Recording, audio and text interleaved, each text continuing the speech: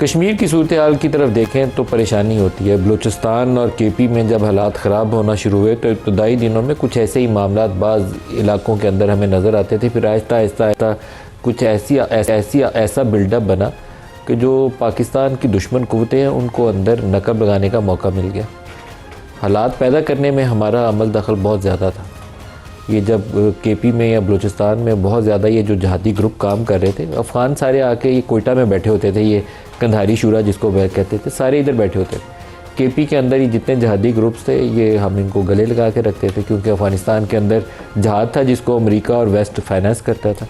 फिर यही जब दहशतगर्द बन गए तो हमारे लिए दर्द सर बन गए और इसी कौम के बेटों के गले काटने शुरू कर दिए उन्होंने। तो ऐसी किसी तंजीम का पाकिस्तानी सरजमीन पे वजूद होना ही नहीं चाहिए जिसके हाथ में बंदूक हो या कोई बम हो या बारूद की जैकेटें पहन के वो फिरते हो। लेकिन कभी मुड़ के ये देखना चाहिए कि इसकी पैदावार में हमारा अपना कितना अमल दखल है।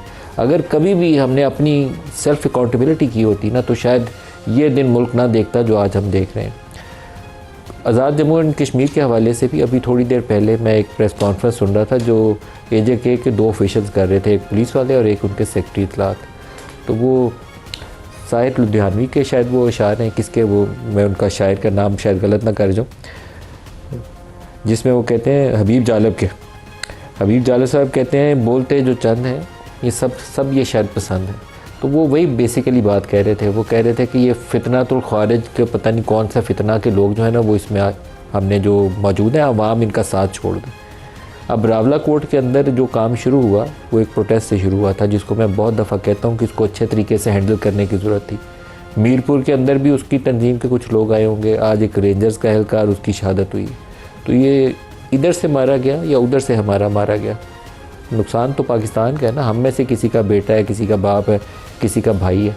तो कैपेसिटी टू गवर्न जो रियासत की है ना वो क्वेश्चनेबल है इस वक्त। वो कैपेसिटी ये होनी चाहिए कि आप अपने लोगों को एम्ब्रेस करके हिकमत और दानाई के साथ एक रास्ता निकालें। हर जगह पर डंडा हल नहीं होता और ये अफसोसनाक सिचुएशन है कि इस वक्त शायद हुकूमत वक्त के पास यही एक रास्ता मुझे नज़र आता है।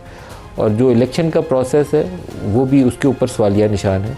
ख़ुद जो हुकूमत के अंदर बैठी हुई जमातें हैं वो सवालात उठा रही हैं। पीपल्स पार्टी चैलेंज कर रही है कि इंतखाबी अमल साफ़ शफाफ नहीं था। और माजी करीब में होने वाले जितने भी पाकिस्तान में इंतखाबात हैं शायद कोई एक भी ऐसा इंतखाब नहीं हो पाया कि जिसकी शफाफियत के ऊपर किसी को एतराज़ ना हो। तो कुछ ऐसा करने की ज़रूरत है कि इस कौम को मज़ीद हिस्सों में बांटने की बजाय कुछ इकट्ठा करने के लिए भी हम कर लें। कौम अगर इकट्ठी होगी तो बहुत बड़े बड़े चैलेंज जो है उसका मुकाबला किया जा सकता है। और उसकी रिसेंट पास्ट में मिसाल जो थी मार्का हक थी, बहुत बड़ा दुश्मन हमलावर हुआ था